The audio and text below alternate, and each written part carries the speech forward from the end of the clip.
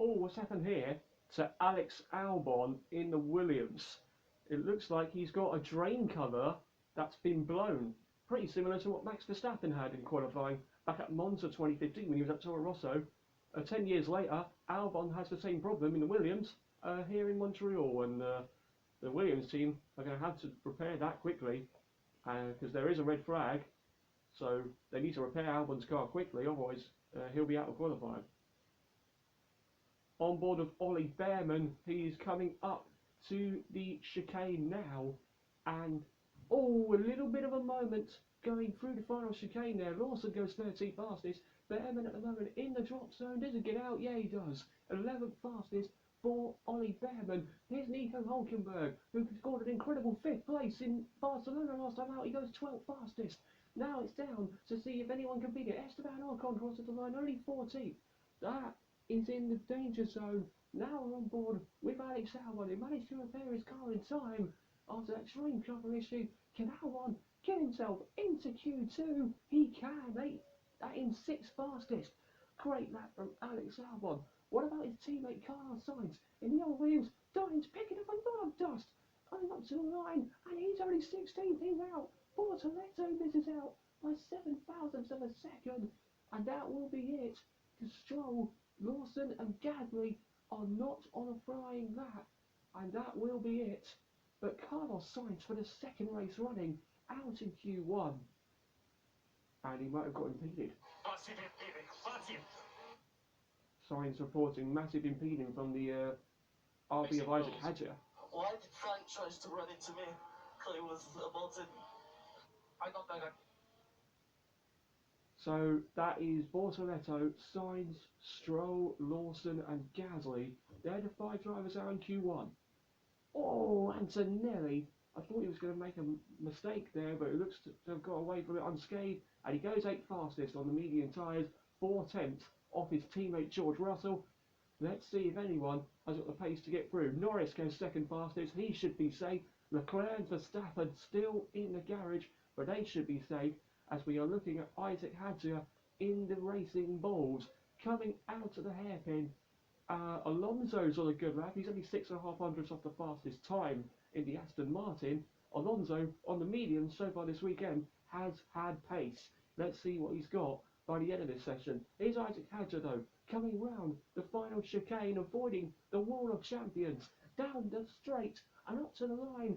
Isaac Hadjar, does he knock out Yuki Tsunoda? Yes, he does. 9th fastest for Isaac Hadjar. Tsunoda is out of qualifying and he'll start at the back of the grid with that 10th place penalty, and Alonso goes 6th and safely through to Q3. But what about Nico Hulkenberg, the driver who finished an incredible 5th place in Barcelona last time out? He might have a shot for points again tomorrow. He crosses the line. 13th fastest, can't get through, but a good effort once again from the Sauber driver there.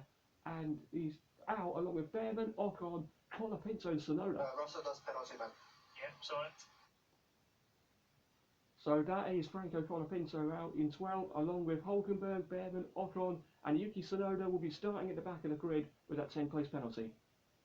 Charles Leclerc is hoping that he's got the pace to challenge at the front. He might have had a little bit of oversteer there. Coming out of the final chicane, he crosses the line. 1:11.7 is the time to beat, set by Charles Leclerc. On board with the man who was fastest in FP3, Lando Norris. Oh, he's made a mistake and he's gone off at the final chicane. Lando Norris has definitely left to report that lap.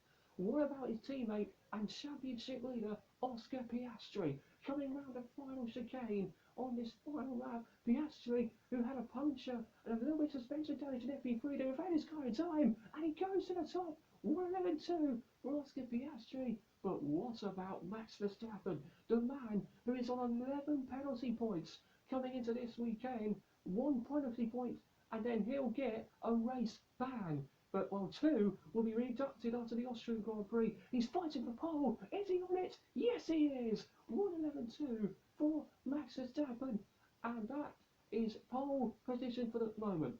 George Russell goes 3rd fastest in the Mercedes. What about his teammate Kimi Antonelli? He goes 4th. Good effort from Kimi Antonelli. Piastri has had a poor middle sector, a 10th down at Verstappen. He needs to find pace in this final sector, and Lando Lando Norris has also had a poor middle sector. Forget pole position for Lando Norris. This is not going to happen for him. It might happen for Piastri, but Verstappen is going quicker still in the middle sector. So this is Piastri against Verstappen here for pole. We're about to find out. Piastri crosses the line and gets it. Piastri finds 2/10 in the final sector and backs pole position at the moment here in Montreal. Lando Norris remains in 7th, and that will be it for the McLaren there. Now it's down to Verstappen.